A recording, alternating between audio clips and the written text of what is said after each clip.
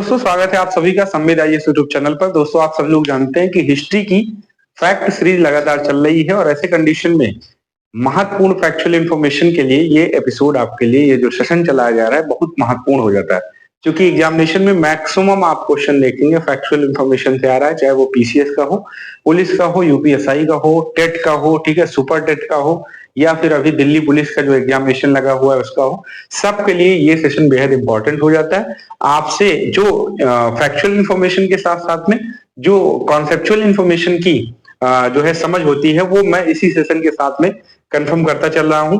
इस सेशन को वैसे बूस्टर डोज के रूप में देखा जा रहा है कि आप देखेंगे यूपीपीसीएस पीटी के लिए मैं अभी हिस्ट्री बैच ले रहा हूं, तो उसी के साथ इसको देखेंगे तो वो कंप्लीट रूप से आपका हिस्ट्री क्लास हो जाएगा। लेकिन अगर आप सिंगल रूप से भी अगर इसको आप देखना चाह रहे हैं केवल फैक्ट सीरीज भी, तो आपका काम चल जाएगा। चलिए यहाँ पर लेटर वैदिक की बात चल रही है। उत्तर वैदिक काल के अंतर्गत हम लोग चर्चाओं को अभी कर रहे हैं, ठीक है। तो उत्तर वैदिक काल में एक शब्द हमें दिखाई पड़ता है श्याम अयस नाम का।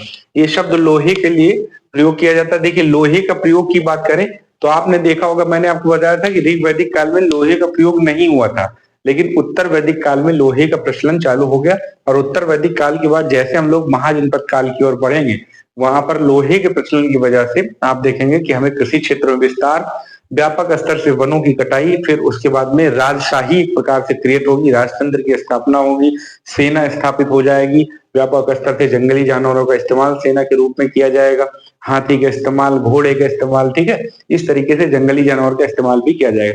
तो ये लेटर वैदिक पीरियड से ही चीजें क्रिएट होनी स्टार्ट हो जाती। तो श्याम अयस का प्रयोग आप देखेंगे, श्याम अयस जो शब्द है वो लोहे के लिए किया जाता था। अतरंजी खेड़ा आप देखेंगे यहाँ पर लोहे के उपकरण का साक्ष्य मिला है 1000 बीसी के आसपास। तो आपसे पूछे कि अतरंजी खेड़ा से कब लोहे का साक्ष्य मिला है, तो 1000 बीसी के आसपास अतरंजी खेड़ा से लोहे का साक्ष्य मिला है। श्रेष्ठिन एक शब्द होता था किसके लिए, श्रेणी का जो प्रधान व्यापारी होता था, व्यापारियों के समूह को श्रेणी कहा जाता था।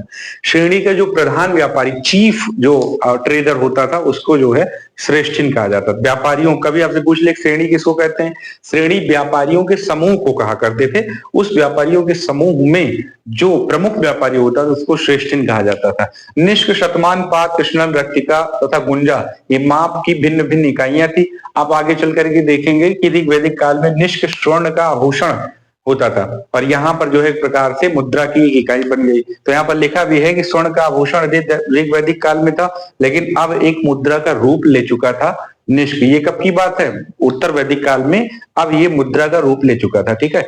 उत्तर वैदिक आर्यों को समुद्र का ज्ञान हो गया था। 5 स्टार वाला ये पॉइंट है, इसको नोट कर लीजिएगा। आपसे पूछा जाता है कि किस वैदिक काल में आर्यों को समुद्र का ज्ञान हुआ, तो आप कहेंगे उत्तर वैदिक काल में। भारत आपको पता है तीनों तरफ से समुद्री क्षेत्रों से घिरा हुआ है। तटीय क्षेत्र भारत का लगभग 7500 है। ऐसे कंडीशन में आर्यों को शुरू में, क्योंकि आप देखेंगे आर्यों का आगमन कहां से हुआ था, मध्य एशिया से हुआ था। वहां पर आप उत्तर पश्चिमी भारत से आर्य जो है ये गोलन जो है बेलन दर्रे के आसपास से आप देखेंगे उत्तर पश्चिमी भारत से ये आए हुए थे। और ऐसे कंडीशन में क्या हुआ, ऐसे कंडीशन में समुद्र से कभी मुलाकात ही नहीं हुई, लेकिन उत्तर वैदिक आर्यों की मुलाकात जो है उत्तर वैदिक काल में आप देखेंगे आर्यों की मुलाकात समुद्र से हो जाती, ठीक है।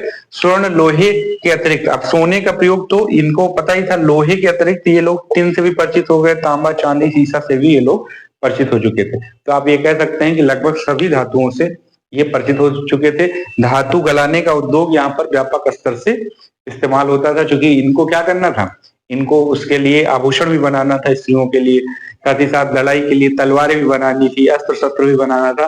तो धातु गलाने का उद्योग भी यहाँ पर दिखाई पड़ता है, ठीक है। कपास का उल्लेख आप देखेंगे नहीं मिलता है, लेकिन आप देखेंगे ऊन का, जिसको ऊन कहा जाता था, और शन का जिसको सज कहा जाता था, शन को जिसको सज कहा जाता था, उसका उल्लेख मिलता है। तो कभी कोई आपसे पूछे देखिए कपास का उल्लेख हमें उत्तर वैदिक काल में कहीं नहीं दिखाई पड़ता, लेकिन ऊनी वस्त्रों का इस्तेमाल, सन का जो इस्तेमाल है वो भी दिखाई पड़ता है, लेकिन कपास का उल्लेख नहीं दिखाई पड़ता। ये पॉइंट आपका 5 स्टार वाला है, ये छाप लीजिएगा, ये पूछा जरूर जाएगा, ठीक है ना जी। इस तरह के पॉइंट आप जरूर नोट कर लीजिएगा।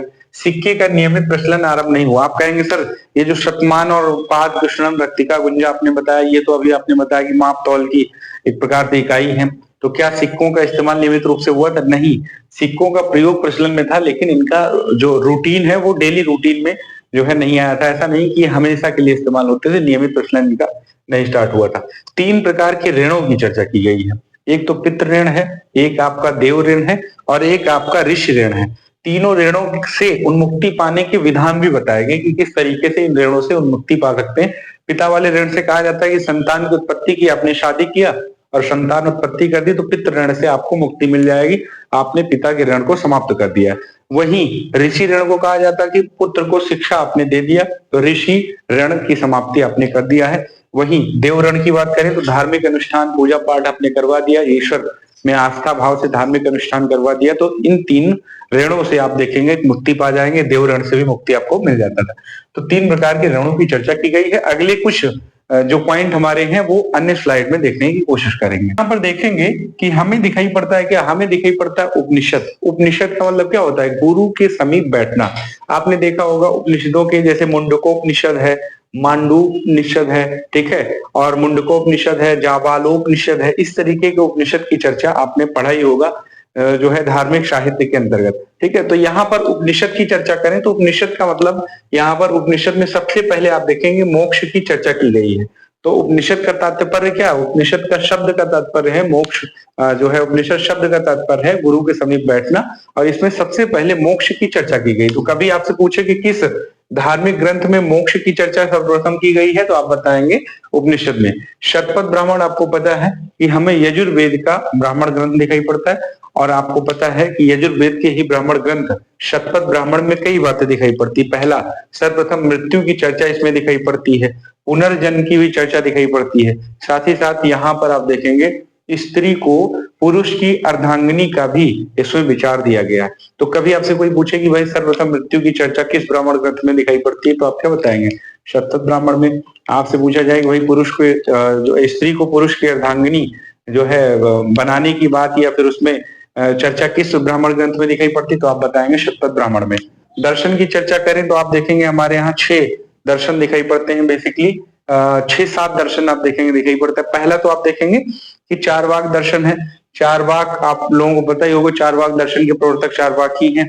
इनका मानना था कि जब तक आप जी रहे हैं तब तक उधार लेकर के घी पीजिए, और मरने के बाद कहीं कोई दुनिया है नहीं, आपको जब तक जीना है सर उठा के जीना है, जितना उधार ले पाइए उतना उधार लीजिए, जैसे भी सुखी हो पाइए वैसे ही सुखी रहिए।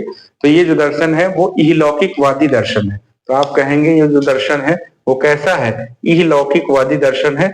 इसमें जो है, इसमें इस भौतिक जगत को ही सच माना गया, इसके अलावा कोई दूसरा भौतिक जगत है मरने के बाद हमने देखा नहीं है, ऐसा मानना था इनका।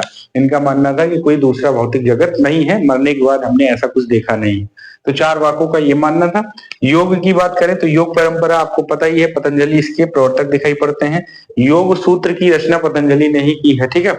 सांख्य दर्शन आपको पता है कि इसके प्रवर्तक हमें कपिल जी दिखाई पड़ते हैं। न्याय की बात करें तो न्याय दर्शन की के प्रवर्तक गौतम। अब याद कैसे करना है, चार वाक तो चार वाक से ही है। योग पतंजलि याद ही हो जाएगा। सांख्य, शंख बजाने का काम आपको करना है कपिल शर्मा। जब आप देखें कपिल शर्मा को देखें तो बस इतना याद रख लीजिए कि शंख बजाने का काम कपिल करते हैं। न्याय का काम हमेशा गौतम ऋषि ही करेंगे। गौतम बुद्ध से जोड़ दीजिए इसको कि गौतम बुद्ध जो है, हमने ऐसे ही याद किया तो आपको मैं बता रहा हूँ, गौतम बुद्ध हमेशा न्याय की बात करते हैं, तो न्याय दर्शन के प्रतिपादक कौन हो जाएंगे, गौतम हो जाएंगे। शंख बजाने का काम कपिल जी करते हैं, ठीक है, तो ये सही हो गया। पूर्व मीमांसा, दो मीमांसा में दिखाई पड़ता है, एक तो पूर्व मीमांसा है, पूर्व वाला मीमांसा, एक उत्तर। उत्तर में हमेशा बादल होता है, तो उत्तर मीमांसा के क्या हो गए, बादरायण इसके समर्थक हो गए, ये प्रवर्तक हो गए। तो आपको अब याद हो गया कि उत्तर मीमांसा के जो प्रवर्तक है कौन है, उत्तर में हमेशा बादल होता है आपके सर के ऊपर, तो बादरायण हो गए। पूर्व में आपको याद रखना है कि जैमिनी है, ठीक है, बस ये थोड़ा सा ध्यान रखना है, पूर्व मीमांसा है तो जैमिनी है। वैशेषिक की बात करें तो वैशेषिक आपका जो दर्शन है वो इसी वैशेषिक दर्शन के आधार पर अणुबम की स्थापना की गई, ठीक है। तो आपने देखा होगा परमाणुवाद की जो डाल्टन की थियरी आपने उसमें पढ़ा होगा रसायन शास्त्र में, वो यहीं से निकला हुआ है। वैशेषिक दर्शन प्रत्येक कण में जो है एक प्रकार से जीव की बात करता है, तो वैशेषिक दर्शन के जो समर्थक है वो कणाद है। देखिए यहाँ पर आपसे कण की बात चल रही तो कणाद दिखाई पड़ेंगे, तो वैशेषिक के कौन हो जाएंगे, कणाद हो जाएंगे या उलूक हो जाएंगे। अब यहाँ पर देखिए कुछ यज्ञों की चर्चा हमें लास्ट में दिखाई पड़ती है, उसके बाद आप पूरी तरीके से वैदिक सभ्यता समाप्त हो जाएगा। यहाँ पर देखिए राजसूय यज्ञ की चर्चा चलती है। जब राज्याभिषेक होता था किसी भी राजा का, तो उस समय जो यज्ञ किया जाता था उसी को राजसूय यज्ञ कहा जाता था। दूसरा यज्ञ हमें वाजपेयी दिखाई पड़ता है, इसमें शक्ति प्रदर्शन रथ दौड़ का आयोजन किया जाता था। वाजपेयी यज्ञ में राजा को शक्ति प्रदर्शन करना होता था, रथ दौड़ का आयोजन किया जाता था, ये वाजपेयी यज्ञ है। अग्निष्टोम यज्ञ हमें दिखाई पड़ता है, इसमें अगर मान लीजिए राजा से कोई पाप हो गया और जंगल में शिकार करते समय किसी हिरण को मार दिया है या व्यापक स्तर से किसी युद्ध में शत्रु देश के सैनिकों को मार दिया है, तो उसका पाप का प्रायश्चित करने के लिए यज्ञ करते हैं, जिसका नाम है अग्निष्टोम यज्ञ। ठीक है। सौत्रामणि यज्ञ की चर्चा करें तो पशुओं एवं सुरा की आहुति दी जाती थी। कई सारे पशु बलि की जो प्रथा हमारे भारतीय समाज में एक जो है आप कह सकते हैं नकारात्मक लोक रीति की तरह दिखाई पड़ती है, उस लोक रीति या लोक रूढ़ी को यहाँ पर प्राथमिकता दी जाती थी। पशु और सुरा, सुरा का मतलब क्या होता है? शराब। सुरा का मतलब क्या होता है? शराब की आहुति दी जाती थी सौत्रामणि में। ठीक है। पुरुष मेध यज्ञ की बात करें तो इसमें आप देखेंगे राजनीतिक वर्चस्व स्थापित करने के लिए पुरुष मेध यज्ञ की परिकल्पना की गई है।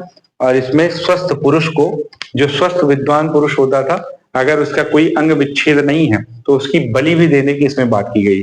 तो पुरुष मेध यज्ञ की बात करें तो स्वस्थ पुरुष का बलिदान इसमें दिया जाता था। राजनीतिक वर्चस्व का ये यज्ञ था। तो इस तरीके से लेटर वैदिक पीरियड के जो तथ्यात्मक बातें थी वो यहीं पर समाप्त होती हैं। कल से हम लोग कहाँ एंट्री करेंगे? हम लोग महाजनपद काल में एंट्री करेंगे। ठीक है। तो चलिए मिलते हैं अगले सेशन में। ये जो हिस्ट्री फैक्ट सीरीज है इसको देखना मत भूलिए। और कोई मित्र आपके जो फैक्चुअल इन्फॉर्मेशन उनका तैयार नहीं हो रहा है तो आप यहाँ से फैक्चुअल इन्फॉर्मेशन ले सकते हैं, पढ़ सकते हैं। ठीक है। इसका नोट्स भी बना सकते हैं। तो चलिए मिलते हैं अगले सेशन में। तब तक के लिए अपना ध्यान रखिए। बहुत बहुत धन्यवाद।